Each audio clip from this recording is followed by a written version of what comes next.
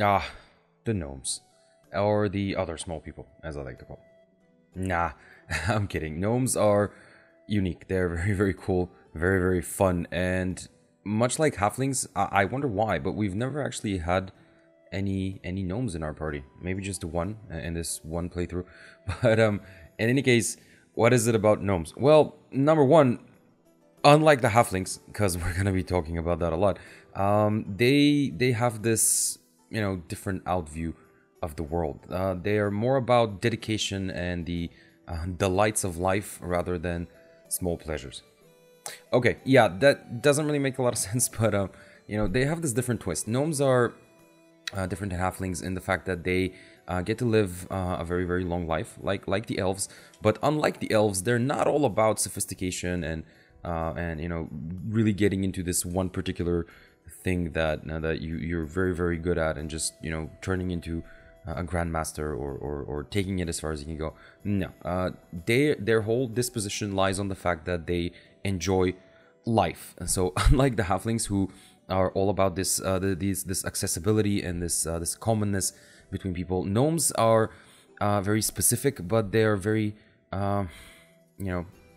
bright in the way that they live their lives. The very book is gonna tell you that every gnome's energy enthusiasm for living shines through every inch of his or her tiny body. So think about that. Gnomes are these interesting little creatures who like to kind of do with life the way that dwarves do, meaning build these communities, build this homeland.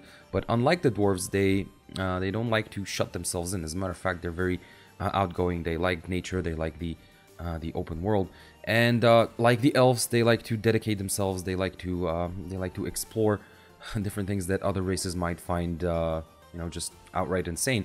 But unlike the elves, they don't let that characterize who they are. Now, what characterizes a gnome is number one their appearance, because unlike let's say humans who vary a lot in the way that they seem to other races, the gnomes have a more general idea, and that is the absolute outrageousness of their appearance. A gnome's personality, much like his appearance or her appearance, is kind of strange. They have a disposition towards being very what do we say, altruistic, and very unique about the way that they approach things. They can be contrasting to just outright outrageous, and it's very, very, very fun. It's very fun when you think about it, when you think about these creatures that are small in stature but very, very big in terms of personality and intelligence and ideas and creativity. And if you're that kind of a player, if you're that kind of a person, and if your idea for a character fits into this mold of lightheartedness and dedication and creativity in all things and just outright enjoyment of the world, you're going to notice how that actually kind of plays into every reality, right? If you're such a person in real life, then you're going to be this person in the game, and in this theater of mind game. That can be a very fun quality to have, and especially for the people around you on the table. In terms of further qualities, gnomes are delightful and delighted.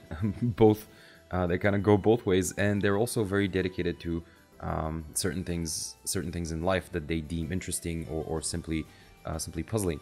And as far as gnomes are concerned, being alive is a wonderful thing, and they squeeze every ounce of enjoyment out of their 3 to 5 centuries of life. So again, this is straight from the book and tells you that they get to live about 300 to 500 years, and that's a lot more than any other race can say, save for the elves, obviously, because they just have to do it better than everybody else.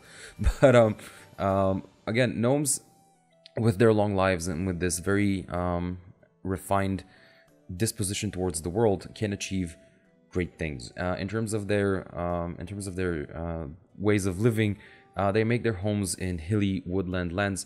They live underground but get more fresh air than dwarves, and they like to enjoy the natural living world on the surface whenever they can. So as we're going to discuss with the different traits of the different sub races of gnomes are natural creatures. They're not like humans trying to conquer and dominate. They're not like dragonborn having this ancient ancient lineage and heritage. And unlike dwarves, who are very, very industrious, gnomes are kind of the opposite. They are very curious beings that like to rely on their curiosity and their intelligence to guide them forward, rather than a preset ideal or a tenant or something like that.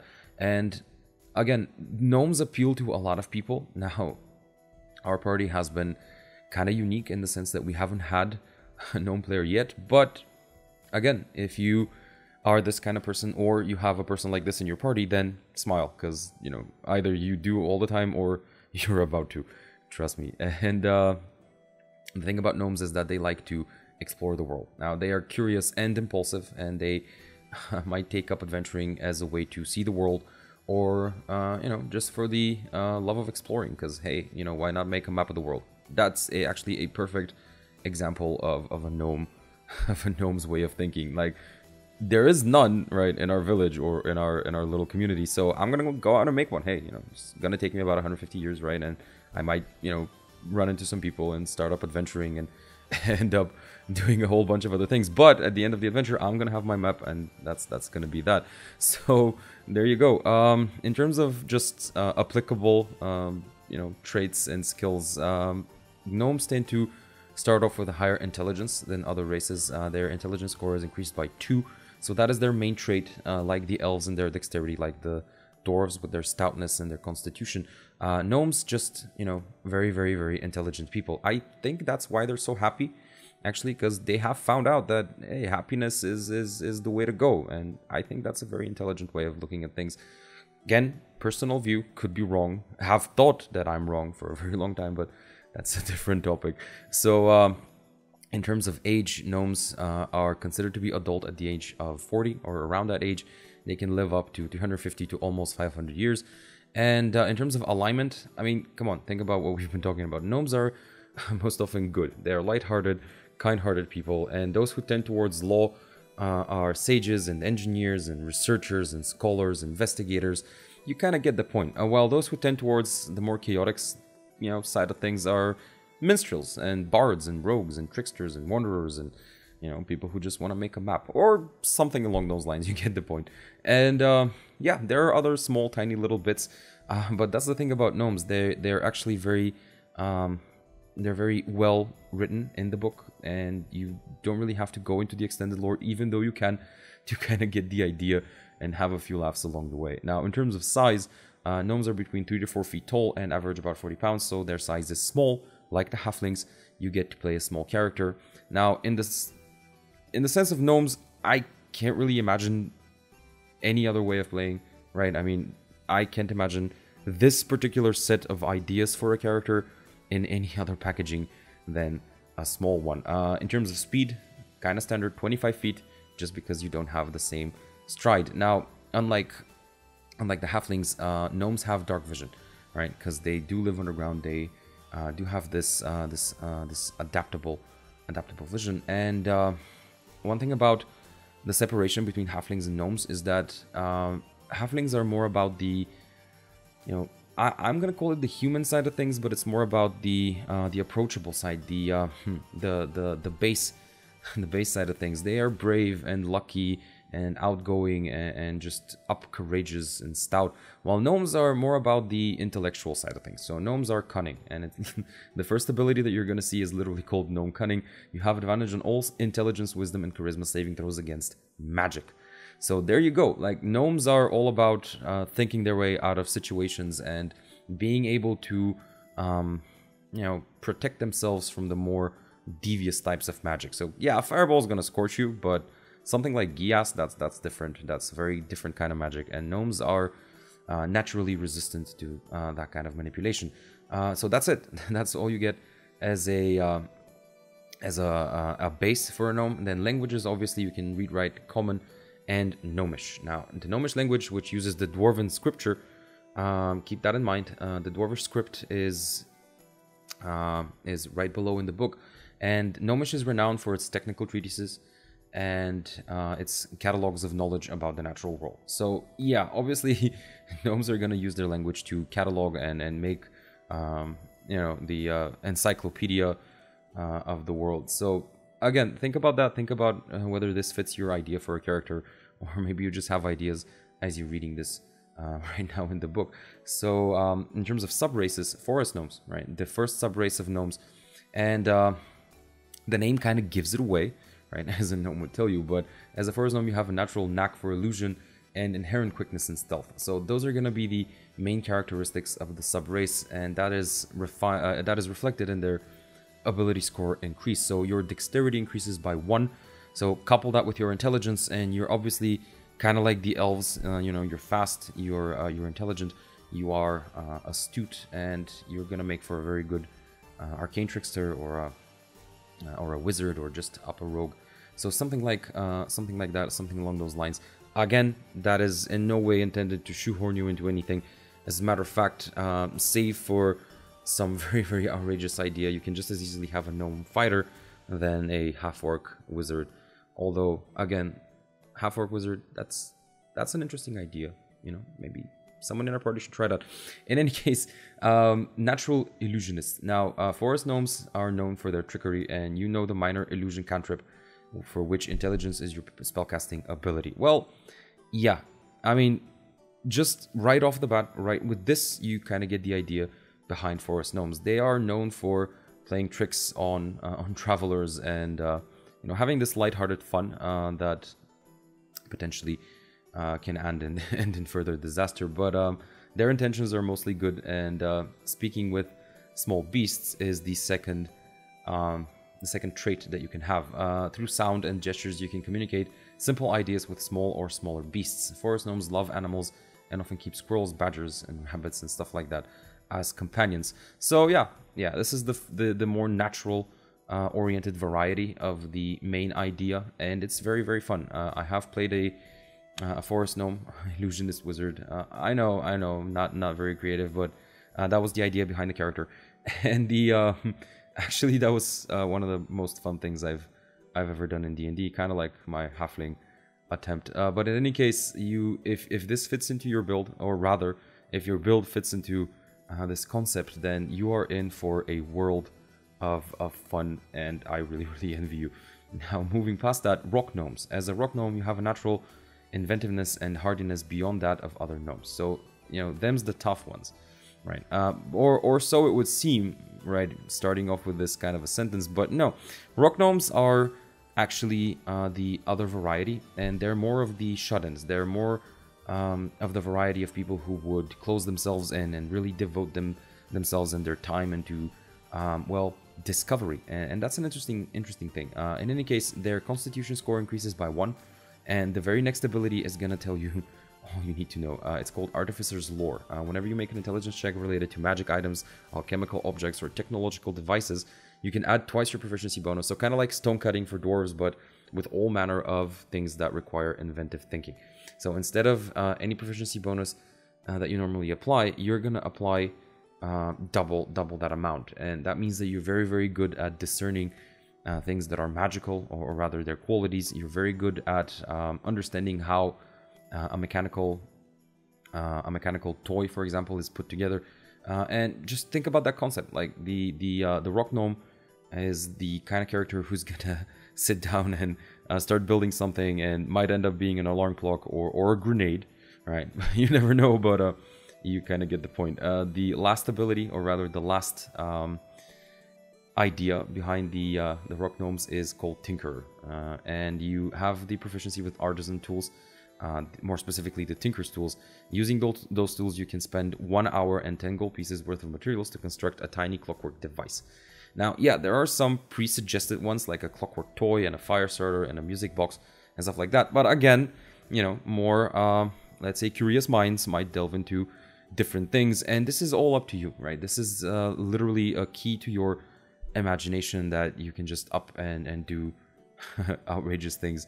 And now, of course, your DM might have a few things to say about that, but hey, man, you're a gnome, so, you know, make them laugh, you know, pour some drink, tell a good joke, and start throwing them grenades. No no idea shoehorning. So moving right along, those are the gnomes, and moving past them, you get to the half-elves. Now, half-elves have been a staple in the Dungeons and Dragons universe for a very, very long time, and Again, kind of like Dragonborn. Think about the name, right? You know, half-elf, right? Okay, you're getting the point. The thing about half-elves is that they are the better half of both races. Now, how does that come into play? Well, the first characteristic is that they are creatures of two worlds. So, to humans, half-elves look like elves, and to elves, they kind of look like humans. Kind of bad, huh? Yeah. In any case, in appearance, they kind of look like humans in terms of build. So they can vary from anywhere between 5 to slightly above 6 feet tall, and from 100 to 180 pounds. So think of your average, medium-sized creature, with men slightly taller and heavier than women. Again, standard for elves, standard for humans. Now, where does this whole dichotomy come into play? Well, kind of like the first sentence, the idea is that elves are always gonna think of you as more of a human. You're always gonna be too impatient. You're always gonna be too brash.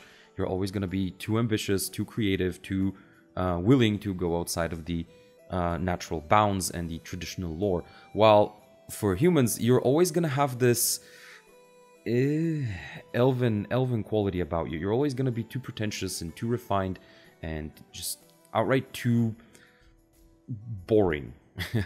And that's a bad thing, right? But it kind of goes both ways. So yeah, dichotomy branches into more dichotomy, because when you get past that, that concept, you are gonna see that half-elves get to be some of the most powerful characters in the game, meaning that they get the best of the elven traits and the best of the human condition. In terms of views towards the world, they tend to be very diplomatic, and they are just wanderers. When you can't really get behind any of the races that combine to make you, then obviously you're gonna go out to set your own way, and that is a powerful thing. So because of your elven heritage, you're gonna tend more towards the diplomatic side, because elves are gonna prefer to talk before they cut you to pieces. Yeah, obviously, because they're better than everybody else. Or you're gonna go into more of the human side of things, and you're gonna be more driven and head first and stuff like that. But mostly the idea is that half-elves have this charismatic, diplomatic approach to things, and that's gonna be reflected into their abilities and their traits. But that also leads them to the adventuring world very easily, because a half-elf can find a place into pretty much any adventuring party. Regardless of class, having a half-elf is kind of fun, right? And we have had actually a very large number of half-elves that also tend to be nobles. Just throwing that out there. So a bard, a sorcerer, those classes that are charisma dependent, having a half-elf and having an interesting background is gonna make for so many interesting interactions, especially if the person that plays the character kind of gets behind the idea. However, you're gonna notice that in the book there isn't a lot written about half-elves, and again, that's kind of like with the Dragonborn. It's left to your own interpretation. It gives you the core idea, but behind that idea stands so much potential for making your character that it's just uncanny. And let's get into the traits. Again, kind of like with every other race, you're gonna see the names, and actually for the half-elves, it's kind of weird, because it says that they use either human or elven naming, and that literally means that if you wanna pick a name, you have to kind of go back to the human or elven names prior in the book. And yeah, that's kind of for the first time in the book this happens, so it's kind of interesting, kind of fun. But in terms of ability score increases, here's where that whole dichotomy thing starts to play. Your charisma score increases by 2, and 2 other ability scores of your choice increase by 1. So yeah, for the first time in the book, unlike even the variant human, you get to increase 1 ability score by 2, and then 2 separate different ones by 1. That is unique, and it's very, very powerful. It's a great starting place for any character to have all these ability scores at your disposal.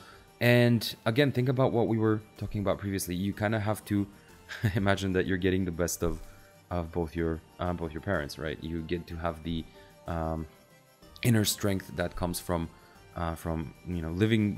living life the way you do, but also from having one parent be a human, be driven and ambitious and adaptable, while the other one is more more about attunement and balance and peace and stuff like that. So that results in being charismatic, meaning that results in having more confidence in yourself, more understanding about who you are, and that's quite applicable in your character. In terms of the separate ones that you can place in different ability scores, then yeah, I mean, use your imagination and think about what class you're playing. They're free, right? So you can put them wherever you want. There's no shoehorning, and that's kind of cool. In terms of age, half-elves mature at the same rate as humans do, so they reach adulthood at around the age of 20, but they live much longer than humans, often exceeding 180 years. So again, best of both worlds. You get to grow up fast, but then again, having grown up once, you get to have a very long life, and that's kind of cool, especially if you this, like all these other races I'm gonna say right now, like the dwarves and the elves and the gnomes, they allow you to play an older character, right? Because mostly adventurers, right, just putting that out there, they tend to be younger people, right? They tend to be young adults, or just about that age, just because people's imagination kind of wanders over into that direction. But the half-elves and the gnomes and the dwarves and the elves, they allow you to play an older character with an older sensibility, a more mature way of viewing things, a more refined sense of the world, and a more let's say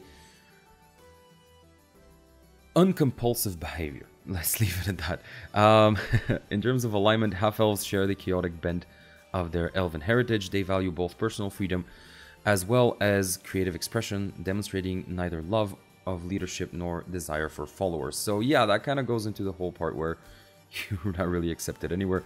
And the idea is that half-elves kind of stray away from rules, and they kind of resent the demands of things like kingdoms and empires, stuff like that, and even sometimes prove unreliable, or at least unpredictable when it comes to such things. So think about your character.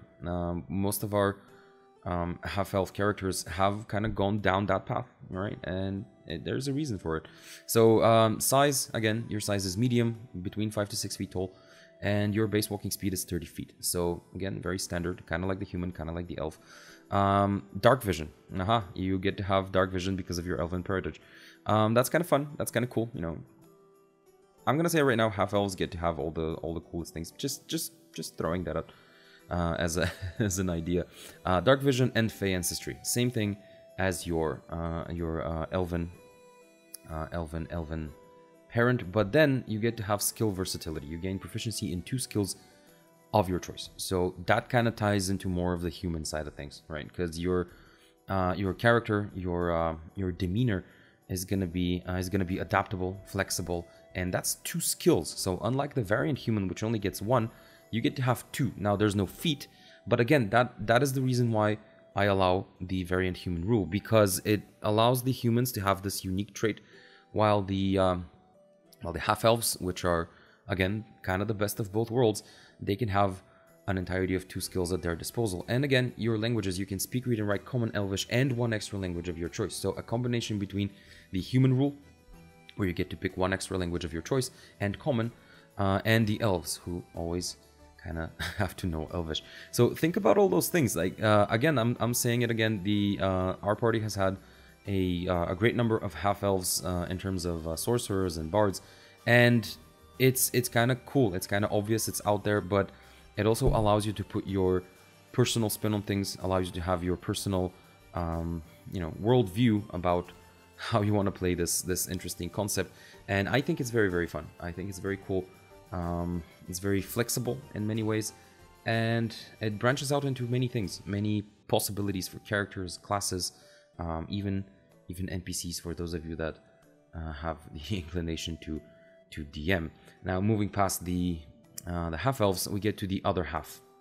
Yes, bad pun, I know, but we're talking about half-orcs.